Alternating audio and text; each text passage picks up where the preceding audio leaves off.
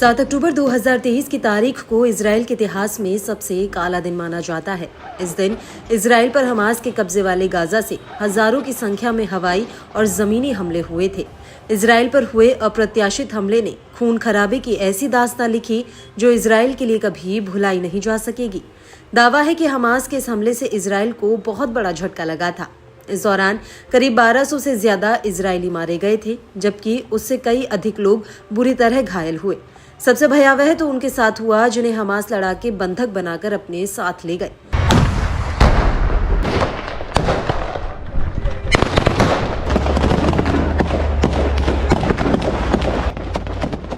Hamas के हमले से बौखलाए इजराइल ने बिना समय गंवाए 24 घंटे के भीतर ही हमास पर तगड़ा पलटवार शुरू किया।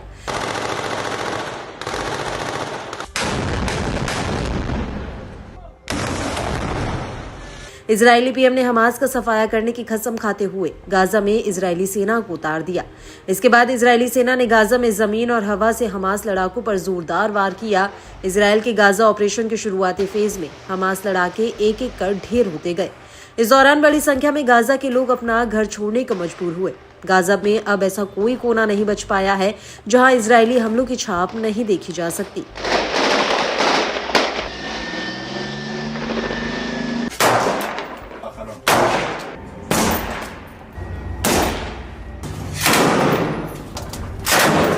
इजराइल की खतरनाक एयर स्ट्राइक ने गाजा को खंडर में तब्दील कर दिया, जहां चारों ओर सिर्फ टूटे फूटे मकान और जमींदोज बिल्डिंग ही दिखाई पड़ती हैं।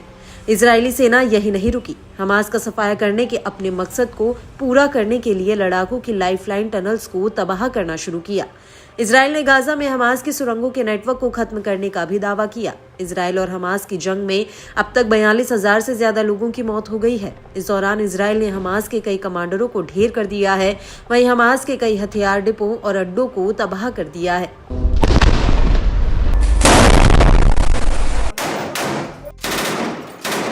इस एक साल में जंग सिर्फ गाजा के इर्द गिर्द ही नहीं घूमती रही। इस युद्ध में उसके आसपास के देश भी बुरी तरह चपेटे में आए।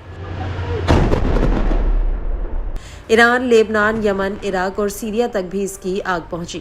लेबनान का हिजबुल्लाह समूह हो या फिर यमन के हूती लड़ाके, वहीं इराक और सीरिया का इस्लामिक प्रतिरोध, सभी इजराइल पर टूट पड़े हैं। ईरान समर्थित इन प्रॉक्सी गुटों ने इजराइल को शिकंजे में कसने की पूरी कोशिश की।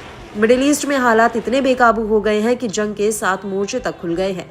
इजराइल एक साथ कई मोर्चों पर युद्ध लड़ने की हालात में आ गया है।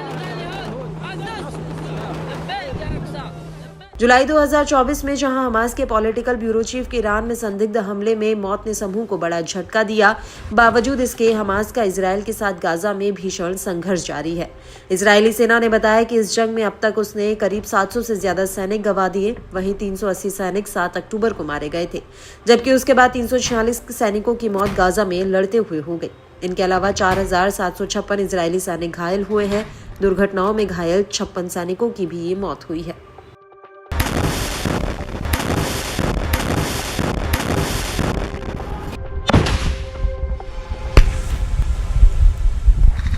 الجغرافي جاي علينا.